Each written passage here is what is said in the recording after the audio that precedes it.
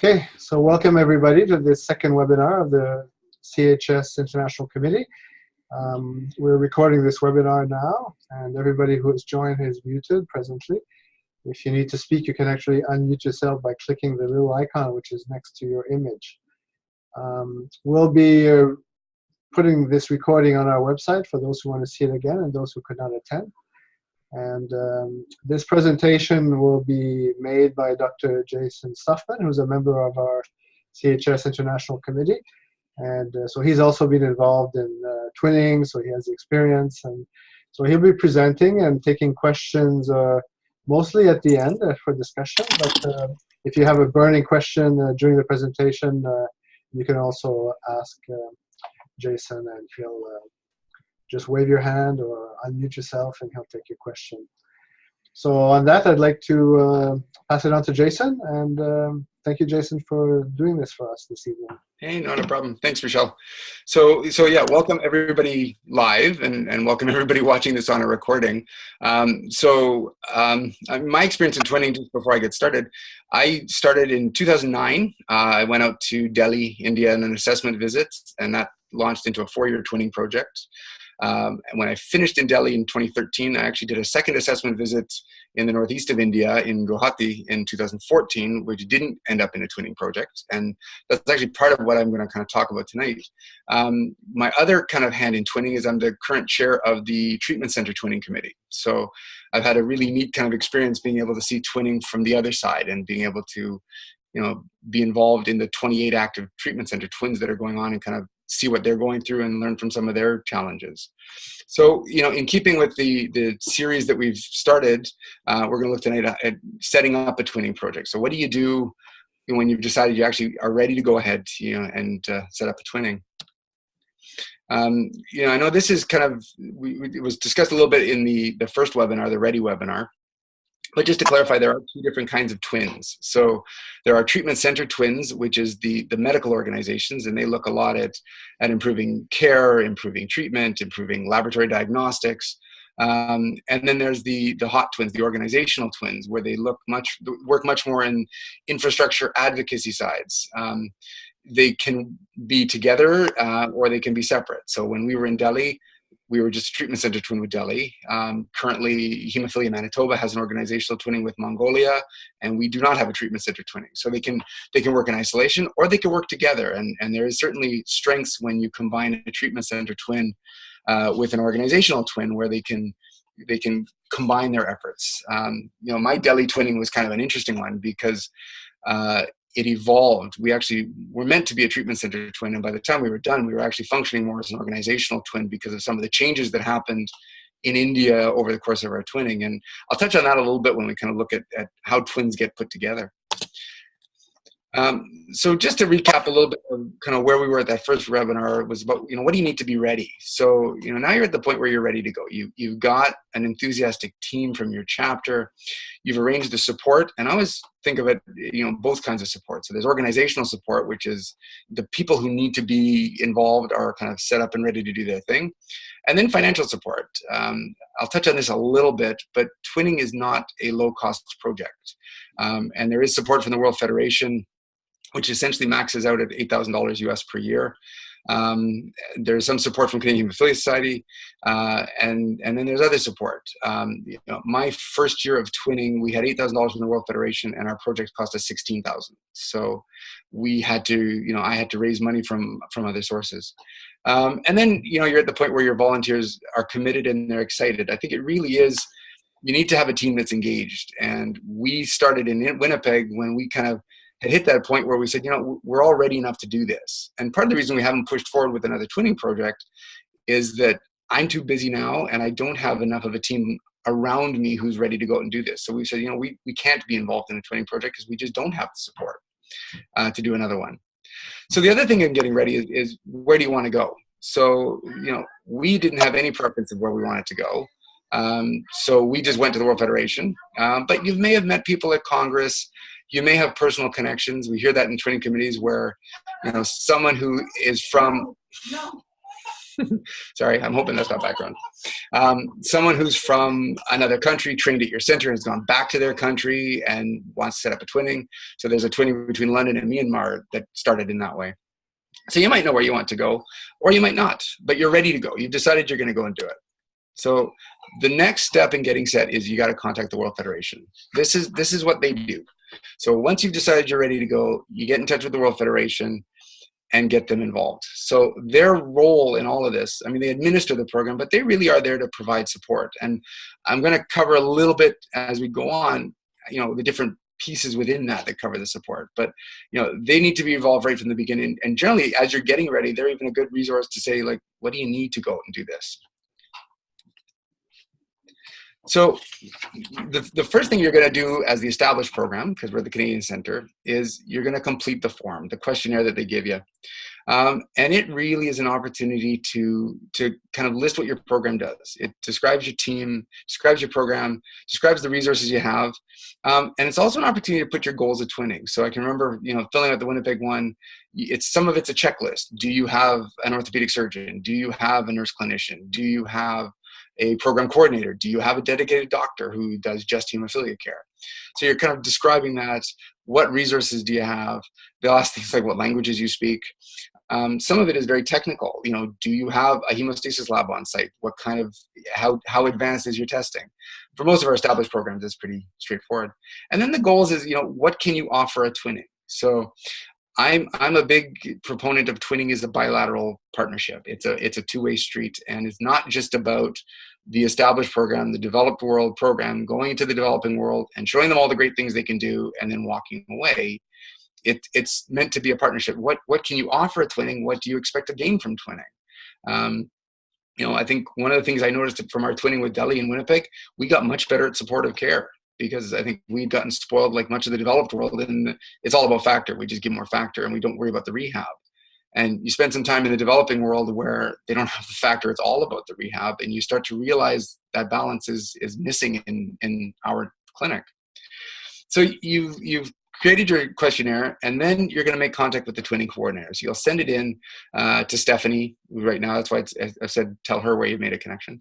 So you'll connect with the twinning coordinator. You'll send in your form, and then you'll either tell her, you know, hey, we're kind of interested in going here, or find out what countries are looking for twins. And this is, you know, where they will have an insight into what's going on that's often bigger than twinning. Because twinning is, we keep in twinning committees a running list of kind of where different places are, who's looking for a twin, who's interested in twinning. But the WFH also knows, okay, where's their GAP program priority? Where is their country priorities? I found out halfway through my India twinning, my first India twinning, that they knew there was lots of changes coming on in India, and they wanted a twinning program on the ground to be in the middle of it. They didn't tell me that at the beginning, but as I was going through it, they said, look, we knew these changes were coming. We needed someone on the ground who could actually be there to tell us what was going on and to kind of see how it was working and work with them on that. So they may have this knowledge of a bigger approach and some priorities where they want an established program to go. So once all that's done, they're going to look through your form, and they're going to come up with suggestions for appropriate partners. And they're going to send you their form, which basically looks the same as the form you've done, but it's got their pieces filled in. I was surprised when they gave us India. I really thought, because, you know, I put on the thing, I speak French, I thought we were going to get matched with somewhere in Africa with, you know, a French-speaking country. It hadn't occurred to me that India could speak English and they would match me with India for that, because they were bilingual in English. So they'll send you that form. They'll say, here's what we'd suggest, here's why we'd suggest it, here's their form. The important thing then, and I'll just use my pointer. Michelle was showing me all these neat tools, but I'm afraid to screw up the PowerPoint, is to really review it. Take it back to your team and go through it.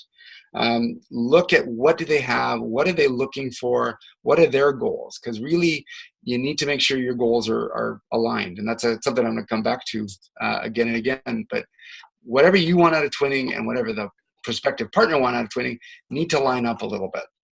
So, you know, one of the things I know with our Delhi twinning, we said, you know, we have a lot of experience in Manitoba working at a distance. I got the emerging forum from Delhi, and they talked about how their patients are spread out all over the National Capital Region. We know, okay, here's a great connection where we have an experience doing this. They have a need for this. Okay, that's a good connection there.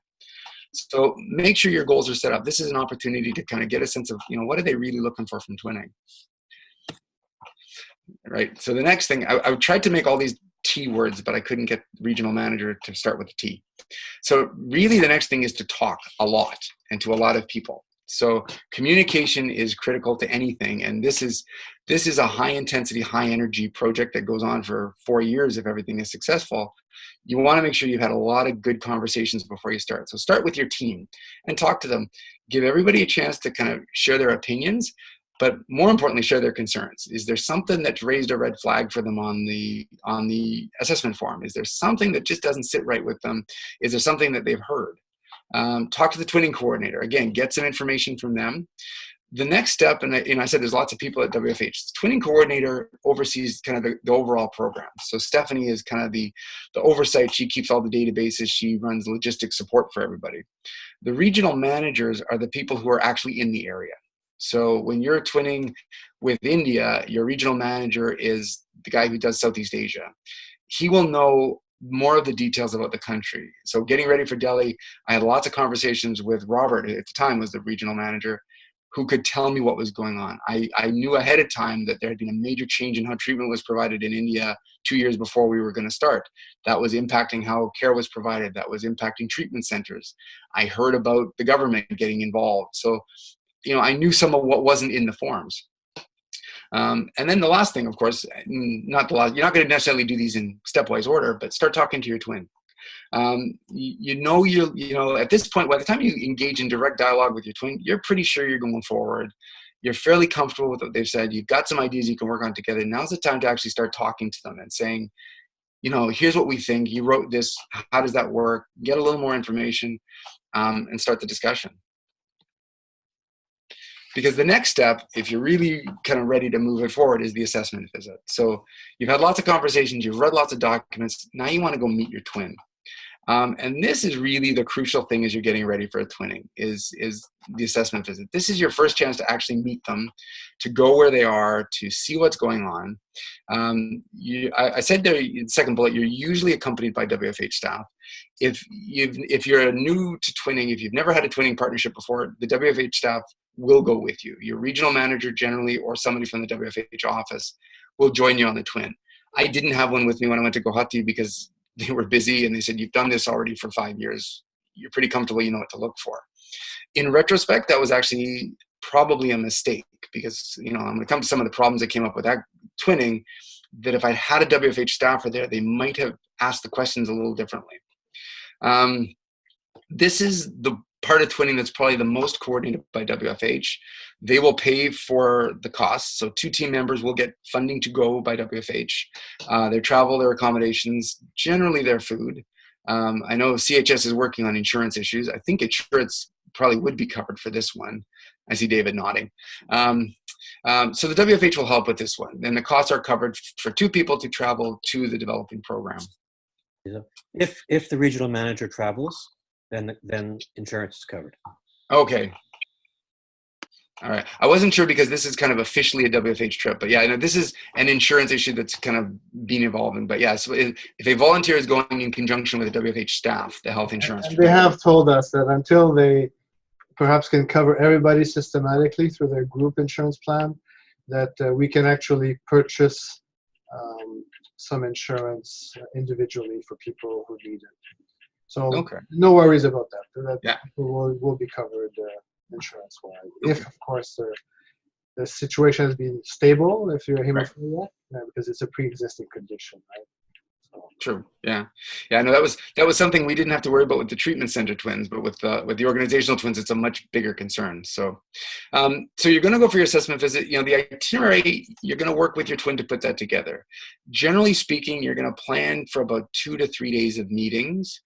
What you do depends on the goals of your twinning. So the treatment center twins are going to be more involved in looking at the clinic, looking at the hospital. The organizational twins, you're going to definitely want to meet with the association. But I would suggest both twins do both things, right? I thought it was very important for me when I went to Delhi to meet with Hemophilia Federation of India, to meet with those reps. And I think for the organizational twins, it's important to see the clinic and talk to the treatment team, because nothing happens in isolation. And in the developing world, the organizations are often much more directly involved on the treatment center side. And I guess I could share from my Delhi twinning, that was part of what happened with us, is that our twin in Delhi, the treatment center twin, was the Hemophilia Society, because for 25 years they'd been the ones providing care. While we were there, the care transitioned over to a hospital-based treatment center, but our twin was still the Hemophilia Society. So the second half of our twinning was working with them more to reestablish themselves as a patient support organization and leave behind the treatment center. So it was a very unusual kind of thing where you've got the treatment team from Winnipeg trying to advise the Hemophilia Society how to be a better patient advocacy group. So you're going to want to meet with lots of people. Government representatives, I mean, that depends on who you know and what the situation is like. One of the things, I learned kind of early on, and they actually suggested if you can get the Canadian government to buy into this, it raises the stakes for the other side. I was really hopeful. We were in India for a twinning visit during the Commonwealth Games. We missed Prime Minister Harper by about a month, because that was one of those, if I could have gotten him to there, then by protocol, they would have to send the Indian Prime Minister to meet him. So I could have had them, but it never quite got there. I did have the Canadian ministry, or the embassy in India. The advocacy people there were coming out. They were very supportive, actually got us some media exposure. So trying to engage the Canadian government and trying to get your partner to engage their local government helps. The last piece I put down here, I think it is important. So have fun and be a tourist. When I went to Guwahati, I actually had more trouble trying to convince them I didn't want to spend 5 days traveling and only 1 day visiting the clinic. I had to try and pull them back, saying, like, I actually need to, I want to visit the clinic. I want to see what you guys are doing. And I appreciate you want to send me to the elephant sanctuary. So make time for tourism. They really do want to show you around. They want you to have a good time. They want you to like what they're doing. So, and it is a great time to travel. It's packed. So, my twinning visit to Delhi was 5 days long. I went to the Taj Mahal on the last day. We came back from Taj Mahal and got on an airplane and came home. It was exhausting, but I got to see the Taj Mahal. So it should be fun.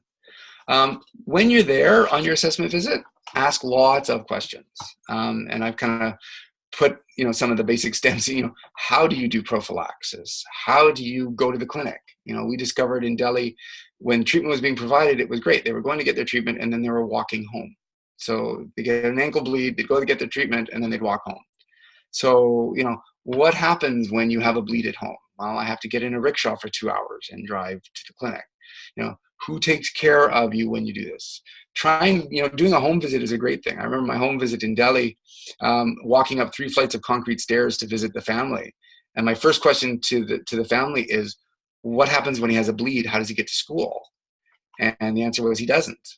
He doesn't go to school. So you kind of get that. Well, what happens when he has to go to the hospital? Well, his uncle comes from the 2nd floor and carries him down the stairs to the car. So ask lots of questions. And the other thing I always try to remind people, ask about the things you don't see.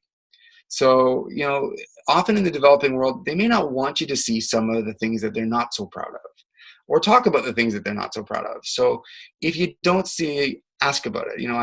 I remember in Delhi asking the lab guy, well, what happens when this doesn't work? Hang on. So they'll kind of hide that. They did not want me to see the government treatment center when I went to Delhi the first time. So my first assessment visit, they flat out refused to let me go meet with the hospital that was actually starting to provide care. In my second year, I said, I made my own appointment. I just said, look, I need to meet with this man. But they didn't want me to see. And I heard a lot about how they just don't know what they're doing there. So, okay, I definitely need to see what they're doing. So you really need to get the full information. The other thing I like to do, you've asked all these questions, is get together with your assessment team and talk about the answers you've gotten. So you may not all be doing the same meetings at the same time. So what I did when I went to Delhi, there were 3 of us. There was myself, there was Kathy Mulder, who is our retired physiotherapist, and I think everybody knows Kathy. I brought her with me on the assessment visit because she has so much international experience. I wanted her insights. So every night I would sit down with Kathy and with Nicola, who was the twinning coordinator at WFH at the time, and we would compare notes and talk about, okay, what did we see? What do we think? What do we want to find out tomorrow? So we kind of end our day by debriefing it and planning for the next day. And it's a good thing to do, because I remember at the end of our second day doing our debrief and really going, these are the big questions that we're not happy with, and we need to get those answers, because if we don't get them, I don't think we can go ahead with this. So we kind of went into our final day of twinning with a really clear idea of what do we need to find out to decide if we're going to go ahead with this or not. Which brings me to this slide, which is at the end of your assessment visit, you really need to debrief with your assessment team and the other side. Ideally, you do that around the application form. So I talked about the twinning questionnaire. There's an application form for twinning where the two twins together will describe what they're planning to do. And that looks at the overarching plan. So twinning is a 4-year program, and it says in these 4 years, here are the things we are going to accomplish over 4 years. It's divided into the 3 kind of big categories. So, here's our goal. Usually they ask you to kind of come up with 3 to 5 goals. Here are the activities we're going to do to accomplish those goals. Here are the measurable outcomes, and they do want measurable outcomes. So, a classic one is diagnosis. So, goal number 1 is improved diagnosis of persons with hemophilia. So activities, we're going to do outreach. We're going to talk to local family doctors, outcomes. 100 new patients will be diagnosed in year 1. Diagnostic capacities of lab will be increased by year 4. So kind of measurable outcomes. While you're having that discussion, you're also going to think about how do you break those down into 4 years. So, look at here's what we're going to do over the 4 years, but how do we want to, what might we do first? What might we do second? So it helps at this point to kind of think about that. The other thing in the application form, and this is a big part of the discussion, is what's the potential impact of twinning? How is twinning going to help the developing program? How is twinning going to help the developed program? Those are questions that are asked very specifically. The other very specific question is, what do you see as the potential challenges of twinning? And you need to be honest with that one. And some of them are obvious. Some of them are things like language or communications. Email communication with a lot of developing world is not great. Skype, we tried to do Skype with Delhi and we just could not get that to work. But be honest about some of the other challenges, like, the political infrastructure is not stable and we're not sure what's going on. Things are evolving. So in India, one of the challenges we had right up front was it's evolving. And we know the situation as it is in 2009 is changing very quickly, and we may have to adapt to that. So this is a good chance, you're going to debrief with your team. And generally by the end of this, you've had a good discussion. You may even, if everybody's feeling really comfortable, you may even try and sketch out a draft of the application form. But by the end of this point, you should have a pretty good idea of if you're going to go forward with twinning. And then it comes to probably my most important piece of advice after an assessment visit, which is go home and take a break. So don't commit to anything while you're there. You don't have to. And you actually shouldn't expect to. You may, even if you come out of it saying, we had a great experience, wonderful assessment visit, we've got a good idea of what we want to do for twinning, go home and let it sink in. You want to go home with a good idea of what's possible, what might work, but also a good idea of what won't work. So go home, relax. You're probably going to have to recover from jet lag. Again, 5 days in India when it takes you 36 hours to get there. It took me almost 2 weeks to recover when I got home. So let it all sink in before you make any firm or final decisions, and then talk to everybody again. So you're going to talk to your team. You're going to, the assessment team, the 2 people who went there will be able to give it. But, especially when the organizational twins, I think you guys are much better with getting volunteers and having a bigger twinning group. So talk to them. I brought this back and I gave a whole bunch of presentations to our hemophilia program, to our pediatric section, to the chapter. Talk to people saying, look, here's what we've seen, here's what we think, here's how it might work. Get their feedback. It doesn't have to be necessarily a formal presentation, but talk to the people who supported you as you got ready for twinning, see what they think. They may come up with things that hadn't even occurred to you because they get the fresh eye. And it gives you time to kind of reflect on things. And sometimes that second read will give you a chance to spot things you didn't notice either. And again, if things are still sounding good, then you start working on the application form with your team and with your potential twin. The developed program usually takes the lead on those things. But you start working on the application form and saying, okay, here's what we kind of talked about. Here's what things look like. Here's how we could put it together, and start working on it, finalizing the details, working out kind of, how you want to word it, what things are going to look like over 4 years. And then the final thing as you're working on this is make the decision. And I know the World Federation will remind you an assessment visit is not a commitment. And sometimes you feel a little guilty not going ahead with twinning if you've spent $5,000 or $6,000 of the World Federation's money to go and you've done this visit. They've done a lot of work with you, but it's not a commitment. Twinning needs to be a mutually beneficial program. And this brings me back to what I kind of said at the beginning, is make sure your goals and their goals are aligned. And I will share my Guwahati example, because I said at the beginning, after Delhi, I did an assessment visit to Guwahati. And when I was there, it seemed great. We had a wonderful assessment visit. They were very welcoming. They had a little more of an established setup there. They actually had kind of dedicated doctors assigned to the program. It was set up in a government hospital. Things seemed really good.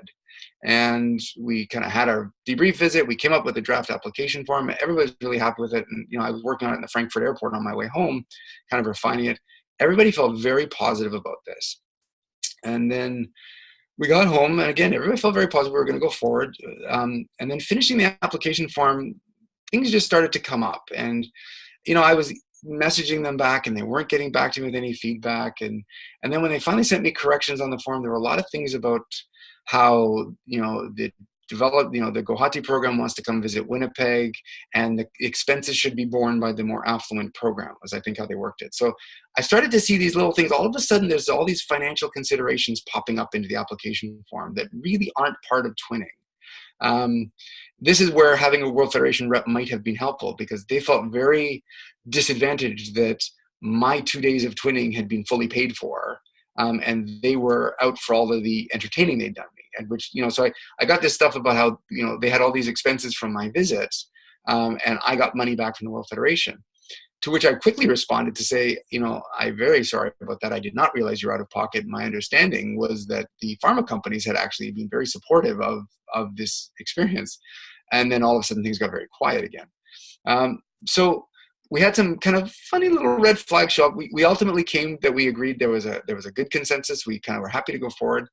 We were approved to continue. But it's never too late. So I won't talk a lot about action plans, because that's kind of the go. But we started to do our action plan for the first year, and I had no feedback from Guwahati. And I tried to be understanding, given what had happened in the application form, tried to give them lots of space, lots of time, not be too pushy or directive, but kind of, here's what we talked about. What do you think? And then got nothing back. It's okay, it's due in 3 weeks. Can you give me some feedback? It's due in 2 weeks. I really need to hear from you. To the point where it was finally, it's due next week. If you can get me feedback by Wednesday, I can work with it. And then on Friday, I got 2 emails from them. The first email was, here's all the things we think we should do next year. And it was ridiculous. Remember I mentioned when you do your application form, it's a 4-year twinning that you think about how you break it down in every year. They were trying to get all 4 years done in 1 year. They wanted to accomplish everything. It would have been crazy expensive, and it just wasn't a realistic thing. And then the second email was, and this is due on Monday, so please get to it. So by this point, actually, I had already gotten in touch with my regional manager to say, something's not right here. I'm not happy. We had all these red flags with the application form, and now we're getting nowhere with the action plan. And had some good discussions. Again, you get some interesting insights. And many programs in the developing world, India in particular, have gotten used to, there's a lot of pharma-sponsored things you can do. In India, Novo Nordisk is a big name. And the way those programs work is they come up with a great idea, they talk to the company, and the company gives them all the money they want to do it. And my regional manager says, this sometimes becomes the expectation, and maybe they really didn't know what twinning was all about. And that was when he said that, I'm thinking, yep, that's the sense I got, is they were expecting me to come in with lots of money and lots of clout and do what they wanted me to do and then go home. So that was a fairly uncomfortable email exchange where basically I said, I don't think we're looking for the same thing from twinning, and we really shouldn't go forward with this. And we closed the twinning partnership. So we opened and closed. But again, this is just to go back to really making sure your goals and theirs are aligned. And a reminder that just because even if you've gone through, it's never too late to say, something's not right. This is again where your RMs, your regional managers, and the World Federation are a huge help. So not a great example to kind of wrap things up with, but it's a good thing. My Delhi twinning was a struggle all the way through, but it was a good twinning. Guwahati, these are the red flags that sometimes come up, and you really need to be sensitive. I learned from my gut feelings a lot. If you're kind of not getting a good feeling, something's wrong, try and get the answers. So if you've decided to go forward and you've had a good application form and things have gone well, generally the applications are due in the mid-fall. So the twinning committees meet twice a year. So they meet once in October, and that's when we review new applications for new twins, and approve those. If they're approved in October, you start in January the following year. So we have our meeting coming up next month, which will approve the twins that are scheduled to start January 2018. Then we have another twinning committee meeting in January, and at that meeting, we review all of the progress reports from the twins from the year before and all the action plans for the coming year. So you really want to get in, you get your application in kind of in October so that you can be approved to start the next year. And if you've done all of that, for the most part, the twinning committees, I can't think of anyone that we've ever rejected, but we do discuss the applications and we look at potential pitfalls. And if there are significant things that the twinning committee sees, then they would go back to the twins and say, have you thought about this? How are you really planning to do that? But, generally speaking, you'll have your meeting, you'll get a letter that says you've been approved as twins. Then the hard work starts. But that's why I just want to leave, as we kind of lead into the next webinar is, you've done it, you've gotten ready, you've set everything up, and now you can go and really have a fabulous experience. Twinning is incredibly rewarding.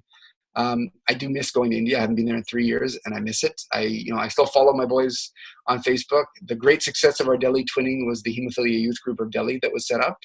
And we did that before the World Federation started making the youth a priority. And so I'm really proud that some of those boys that we encouraged 3 years ago now are now members of the National Youth Committee of the Hemophilia Federation of India, are now getting involved in the new youth twinning initiative of the World Federation. So it is a fabulous experience, a lot of fun, it's rewarding, it's challenging, it's exhausting, but definitely a worthwhile thing to do. So that's all I had. So for the live audience, you certainly can ask questions. For the recorded audience, I'm happy to take questions by email. My email is jstoffman, JSTOFFMAN @cancercare, all one word, .mb.ca, or I'm sure you can find it on the CHS or the HCDC websites. They're there too. So I'm happy to take questions by email, and I'm happy to take questions from the live audience if anybody has any questions. Oops. Thank you, Jason.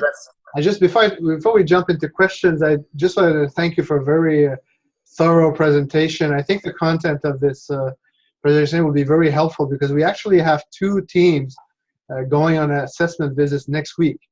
One to the Philippines and one to Tunisia. And we also have a youth committee twinning in the midst of an assessment visit. They're actually doing a virtual assessment visit, which is a bit of a novel thing because there's a travel ban actually to that country. So what we've decided to do in the interim is to do an assessment visit over the internet like we're doing tonight. So covering some of the points you talked about. So we'll be sharing this recording with those individuals, and hopefully people in the future can also benefit from this recording. Excellent. So I'd like to open it up now to any comments or questions that people may have. So I'm just going to everybody and so please speak not all at once. And so there we go. Go ahead, Mary Frances. Yeah, so we're unmuted now. So do you have any comments? Well, thanks, Michelle, for setting this up. It's excellent. And thanks for a great talk, Jason. And I was just wondering, and I guess Michelle started into it, like how many active twinning programs are there in Canada at the moment? Yeah, we have about 4 right now, but some are ending in 2017. So we've planned ahead to do an assessment visit now in the hope of starting new twinning to replace the ones that are closing in 2017 to begin new ones in 2018. So it's a bit of a race against the clock to get everything ready. I think treatment center. People who are participating in these webinars, maybe some of them might be interested to join some of our teams that we'll need to set up for these new twinning programs. So this is for hut twinnings.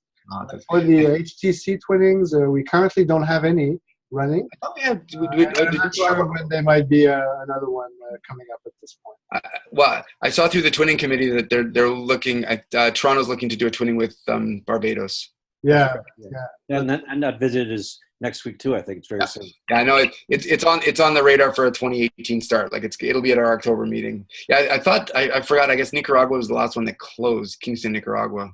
That's right. Yeah, we just to did our replace last- Nicaragua, we're looking at Tunisia actually. Yeah.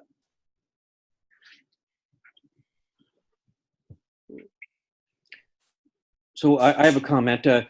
Jason, I really liked your comments about the lines between a hot twin and a center twin. Sometimes those distinctions are not quite so clear. Right. And I know that with some of our organizational twinnings, we've taken medical people with us, physicians, physiotherapists, nurses, and that's really added a lot to the organizational twinning, and given us a lot of credibility when we're working with the medical people and the governments in those countries, to have those kinds of people with us. And another point I'd just like to raise to follow up on what David is talking about, not only can you include some healthcare professionals in the work you're doing as a hot twin, because you can really enhance some of the things that you're planning to do with your twin. For example, physiotherapy is a big Right. of the, because they don't have factor concentrates necessarily in the countries, and they have to rely on physiotherapy to help treat some of the bleeds. But one of the things that we should also point out, that sometimes it's possible to try and coordinate your hot twin with what's going on if there is a HTC twin in that same country operating at the same time, or even when you're planning, if you know, for example, like Barbados is being thought about for a HTC twin, perhaps when you know that, you can maybe start thinking about, maybe we could do also a hot twin at the same time and have both collaborate together so you complement each other's work.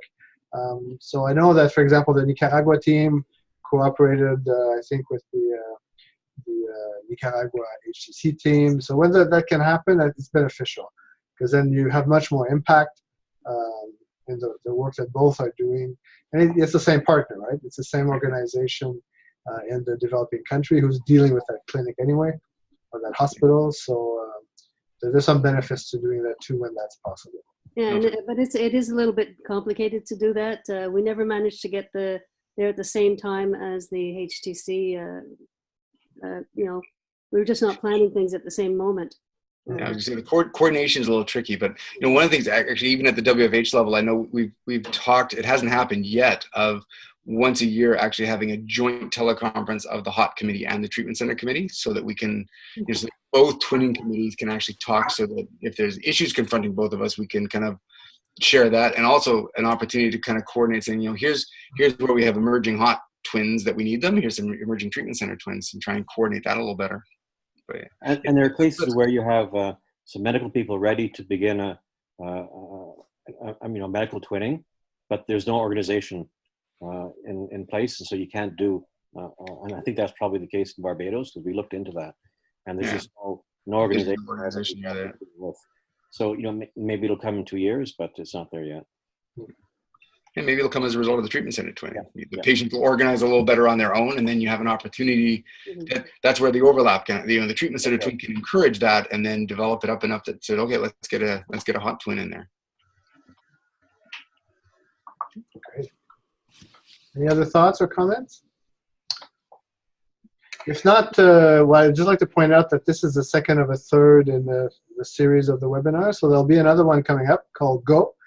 And that one will be really talking about once you're actually into your twinning, and what do you have to do to make it go right? How do you troubleshoot things that can happen? We have lots of people with experiences that can actually give good advice. And so we'll be talking about that in the third webinar. The date hasn't been set yet. We're hoping to do that before the end of this year, the calendar year. So we'll be advertising the date and when that will happen. We still need to pull all that together in terms of content.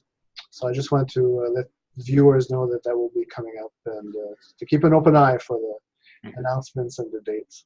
So I want to thank again everybody for joining us, and especially thank you to Dr. Stuffman for putting all this work and presenting tonight. It's much, much appreciated. Thanks, Michelle. Thank you very much. And on that, I'll just end the recording and the meeting at this point. Thanks very much.